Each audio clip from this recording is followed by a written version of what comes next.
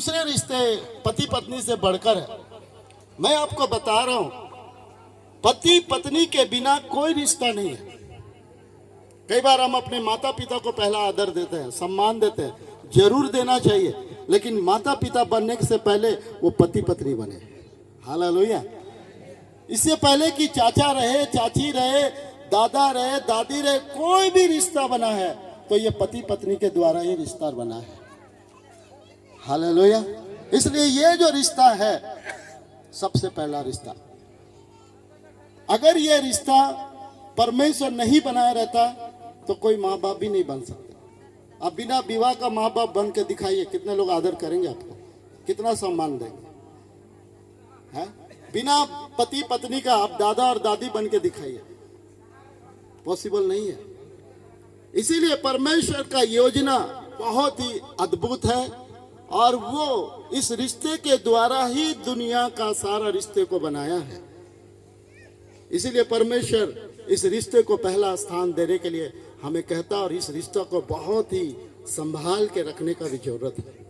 आज परिवार टूटने का कारण यही है कि पति पत्नी के रिश्ते से दूसरों का रिश्ता को बहुत ज्यादा हम महत्व दे देते हैं। सो आइए हम लोग जल्दी से देखेंगे।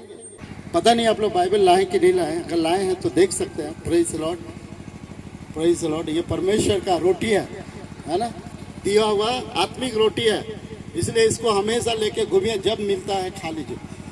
हालेलुया। हमने बंगाली में गीत गाया, यदि मन उथल पुथल हुआ तो बाइबल पढ़ लीजिए, है ना। परमेश्वर ने ऐसा चीज दिया, जब भी आप बेचैन होते हैं बाइबल को पढ़िए, इसीलिए उसको साथ में लेके घूमते। कभी भी जरूरत पड़ता है, जैसे टिफिन में हम लोग लेके जाते हैं रोटी, भूख लगा खा लीजिए, वैसे ही परमेश्वर का वचन है, जहाँ टेंशन हुआ इसको पढ़ना शुरू कर दीजिए, परमेश्वर आपको आशीष दे देगा। हालेलुया। सो आइए हम लोग, अगर आप लोग निकाले तो इस महत्व को जो परमेश्वर ने जो विवाह का काम किया है, इसके बातों को हम लोग थोड़ी देर देखेंगे। उत्पत्ति उसका 20 से पढ़ेंगे, उत्पत्ति 2।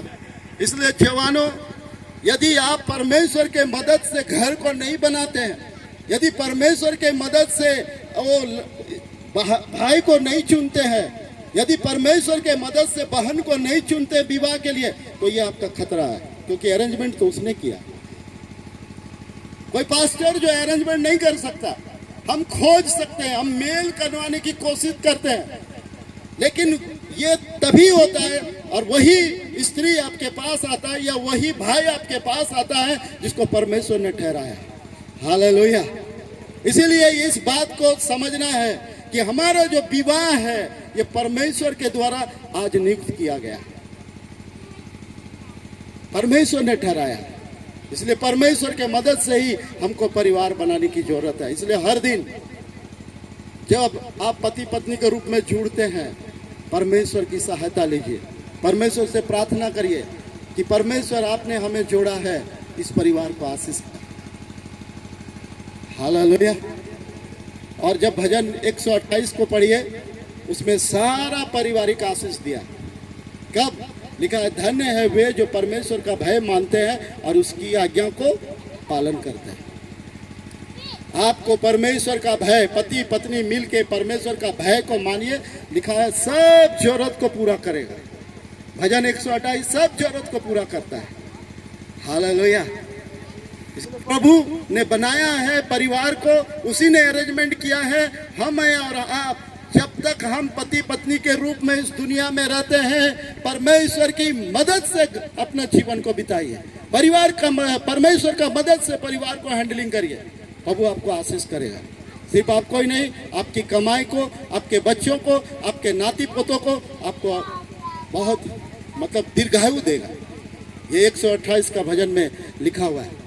इसलिए ये बात समझना है सबसे पहली बात कि परमेश्वर का अरेंजमेंट है विवाह। इसलिए विवाह जब हमसे होता है तो आपको ये सोचना है कि परमेश्वर ने मुझे ये भाई को दिया है, परमेश्वर ने पत्नी के रूप में ये बहन को दिया है, आपका अपना चॉइस नहीं है। हालेलुया। दूसरी बात, ये गहरा रिश्ता है।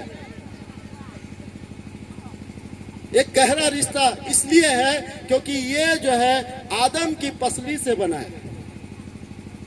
है ना। दूसरे जंतुओं को, दूसरे जीव जंतु को जो परमेश्वर ने बोला और वो सब कुछ हो गया, लेकिन आदम को भी बोल सकता, आदम को जैसे बनाया वैसे ही हवा को आदम का रिब्स को लेकर उसका जो है पसली को निकाला और स्त्री के रूप में उसमें मांस भर दिया। हालेलुया। तो ये एक गहरा रिश्ता है एक दूसरे का। वो मिट्टी नहीं है, वो आपके अंदर से निकला हुआ एक व्यक्ति है। इसलिए हमें यह समझना है कि ये जो रिश्ता है, सिर्फ यही रिश्ता को परमेश्वर ने आदम का रिब से निकाला, अपने उसकी पसली से निकाला। इसलिए बहुत गहरा रिश्ता है, परमेश्वर के द्वारा बनाया हुआ रिश्ता है और ये गहरा है। इस रिश्ते के बीच में कोई नहीं आना चाहिए, क्योंकि ये जो है आपको समझना है कि आज जो मेरा विवाह हुआ है ये परमेश्वर का बनाया हुआ है और ये मेरी हड्डी का क्या है, हड्डी है। हालेलुया। पति पत्नी का रिश्ता बहुत ही गहरा रिश्ता है। सब रिश्तों में गहरा रिश्ता, इसको कभी भी टूटने मत दीजिएगा, इसको संभाल के रखना होगा। अगर संभाल के नहीं रखेंगे तो एक शत्रु है जो बिगाड़ने के लिए तैयार है ना। जब हवा को अकेले पाया, ये आदम और हवा सेपरेट हो गए, वहां शैतान घुस गया और जो नहीं होना चाहिए था वही हो गया।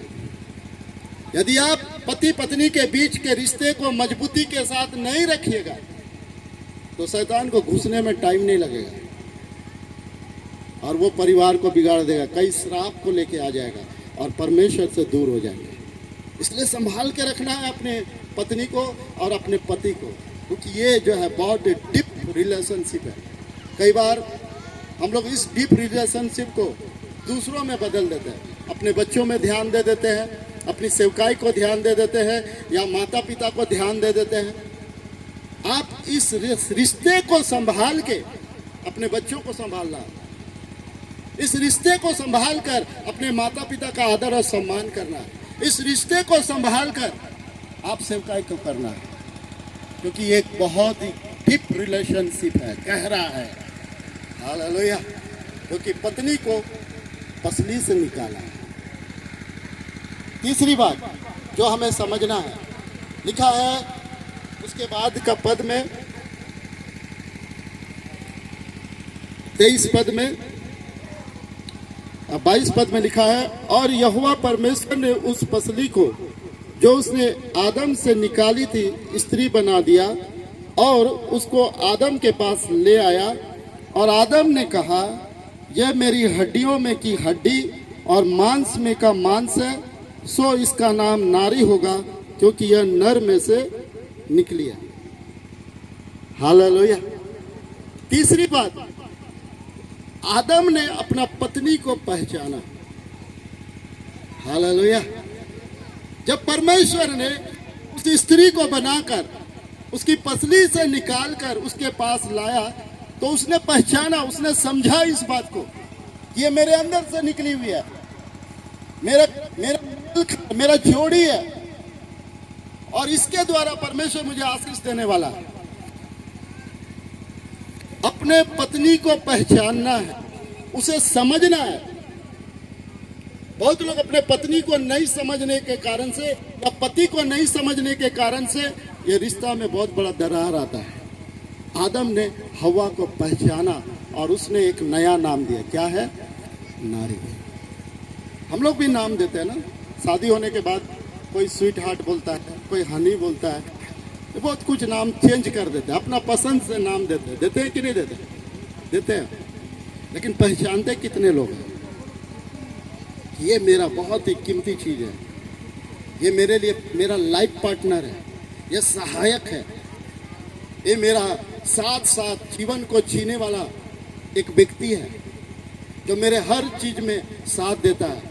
इसलिए प्रभु बोलता है, एक से भला दो। क्यों? क्योंकि एक यदि गिर जाए तो दूसरा उसे क्या करेगा? उठाएगा। हम सब जो गार्जियन है क्या सोच के विवाह देते हैं? इसीलिए कि अब हमारे बाद इनका क्या होगा, यही सोच होता है कि हमारे बाद हमारे बच्चों का क्या होगा। जवान हो गए, अगर लड़का है तो हम उसको करके एक स्त्री को लाते हैं, उनके लिए पत्नी खोजते हैं। यदि पत्नी है तो उसके लिए हम पति खोजते हैं। क्यों? इसीलिए कि बाकी का जिंदगी वो जो है आराम से बिताए, कोई उसको देखने वाला हो, कोई उसको संभालने वाला हो, कोई उसको समझाने वाला, किसी कारण से वो गिर जाए तो कोई उसको उठाने वाला हो। आप अपना जिम्मेदारी को निभाते हैं और जब सब शादी विवाह हो जाता है वो बहुत रिलैक्स फील करते हैं कि सबका मैंने एक जोड़ा बना दिया। हालेलुया। अपनी जिम्मेदारी को निभाते हैं आप। इसलिए ये पति और पत्नी का जो रिश्ता है, इसको जितना समझेंगे उतना गहराई में ये पलते जाएगा। जो लोग नहीं समझता है वो लोग अपनी पत्नी से, अपने पति से दूर रहते हैं। इसको समझना है, उसके स्वभाव को समझना है, उनकी बातों को समझना है। जो लोग समझते हैं उनका रिश्ता बहुत ही मजबूत होता है। इसलिए प्रियो, पत्नी ने, परमेश्वर ने पत्नी दिया, आप दोनों को जोड़ा है, एक दूसरे को समझिए, इससे समय निकालिए।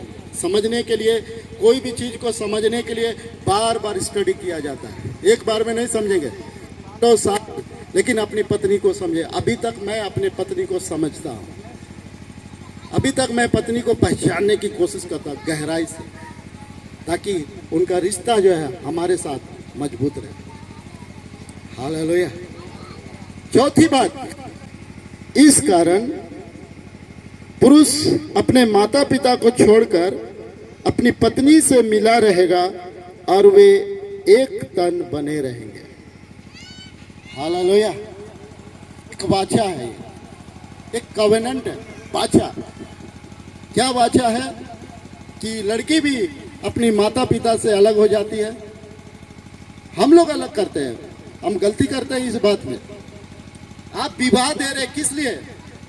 उसके हाथ में सौंप रहे, बेटा आप मेरा, हम लोग बूढ़ा बूढ़ी हो गए, मेरा उम्र हो गया, तुम्हारा उम्र हो गया, चलो आप सौंपते हैं। आप सेपरेट कर रहे हैं। और बेटा को भी हम लोग माँ बाप सब सेपरेट करते हैं। आप जो है, जब आप विवाह होता है तो उसका भी मम्मी पापा आते हैं, रिलेटिव आते हैं, बच्चा लड़का का भी रिलेटिव आता है, लड़की का भी आता है, दोनों का हाथ पकड़ाते हैं। मतलब क्या हुआ? अब तुम दोनों एक हो गए हैं, एक वाचा बांध रहे हो। और उसके बाद पास्टर जो है कई प्रतिज्ञा को करवाता है कलीसिया के सामने। मैं सुख में साथ रहूंगा, हर बीमारी में तुम्हारे साथ रहूंगा, हर उतार चढ़ाव में साथ रहूंगा। कई प्रतिज्ञा, ये क्या कर रहे हैं आप? एक वाचा को बांध रहे हैं। किसके साथ? उस नए जोड़े एक दूसरे को वाचा बांध रहे हैं, अपने पत्नी के साथ, अपने पति के साथ। इसलिए यहाँ पर लिखा है कि परमेश्वर ने उनको जब जोड़ा तो अब ये दोनों अपने माता पिता से को छोड़कर अलग हो जाए। इसका मतलब ये नहीं कि आप अपने बूढ़े माता पिता को छोड़ दीजिए, उनका देखभाल नहीं करें, नहीं। जो माता पिता का आदर है, सम्मान है, जिम्मेदारी है, उसको आपको निभाना है। लेकिन इन सब से बढ़कर पति पत्नी का भी रिश्ता को आपको समझना है। एक वाचा है कि अब हम में लिखा है रोमियो की पत्री में, जब तक मृत्यु ना आए तुम कभी एक दूसरे से अलग नहीं हो सकते। हालेलुया। इसलिए जो लोग विवाह है किए हैं, हम चर्च के लोगों को समझना चाहिए कि पास्टर लोग दूसरे को जोड़ते हैं, कभी अलग नहीं कर सकते। और वो अलग मृत्यु ही कर सकते। कोई पास्टर, कोई इंसान या कलीसिया के लोग अधिकार ये नहीं है कि वो लोग अलग करें। हालेलुया। इसलिए ये वाचा को मानना है, इसको मानना है कि अब से जब हमारा शादी हुआ, हमारे हर कदम में दोनों मिलकर करेंगे।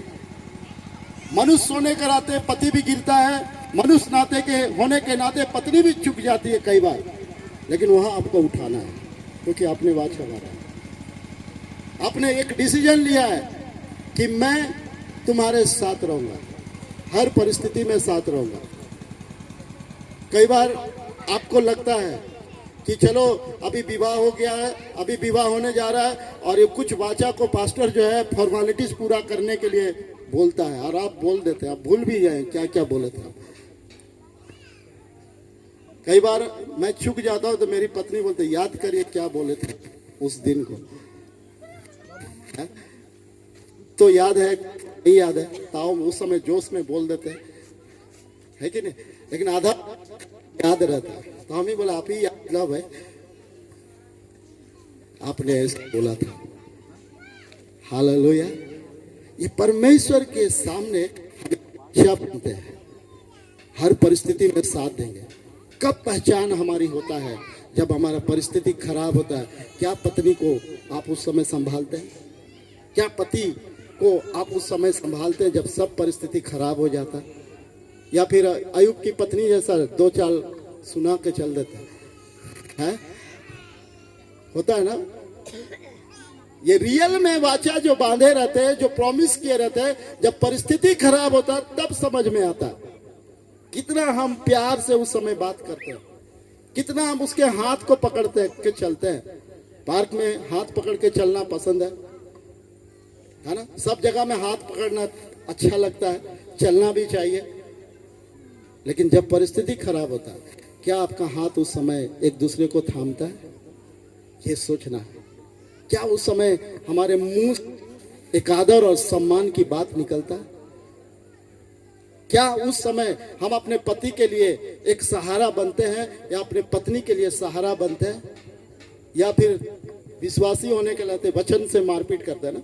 वचन में ऐसा लिखा, आपने ऐसा क्या, उसने बोलेगा यहां पर ऐसा लिखा है। वचन को तलवार, वचन का गलत इस्तेमाल करते हैं, आपस में लड़ने के लिए इस्तेमाल करते हैं। वचन में कहां लिखा है ऐसा, देखो तो। हाँ, कई बातों में हम लोग डिस्कस करते हैं, लेकिन वो गलत है। आपने मैरिज किया, विवाह किया, वाचा बांधा एक दूसरे का सहारा बनने के लिए। तो सहारा बनिए। कौन सा मोड़ जीवन में आएगा हम किसी, लेकिन उस मोड़ में जब आप दोनों परमेश्वर के साथ सामना करेंगे, आपको परमेश्वर आशीष करेगा, आप जीतेंगे। हालेलुया। आप जीतेंगे। जिस दिन यदि आप कभी प्रैक्टिकल में करिए, आपका पत्नी के साथ आपका कुछ अनबन बन गया, या पति के साथ अनबन बन गया, आपका दुआ नहीं होगा। हालेलुया। परमेश्वर विवाह के बाद ये चाहता है कि जब भी हम उसके पास आए, दोनों मिल के आए। हवा के साथ आए, आदम के साथ आए। हालेलुया। और परमेश्वर से आशीष पाए। परमेश्वर की योजना है विवाह के द्वारा। पहली बात हम लोगों ने देखा, ये अरेंजमेंट परमेश्वर का है। दूसरी बात हमने देखा, एक गहरा रिश्ता है जो आदम का पसली से निकाला। तीसरी बात हमने देखा कि ये जो है परमेश्वर का एक वाचा है। हालेलुया। जब आप इस बातों को में चलेंगे, परमेश्वर आपको आशीष करेगा। आइए उस महान परमेश्वर का धन्यवाद करें।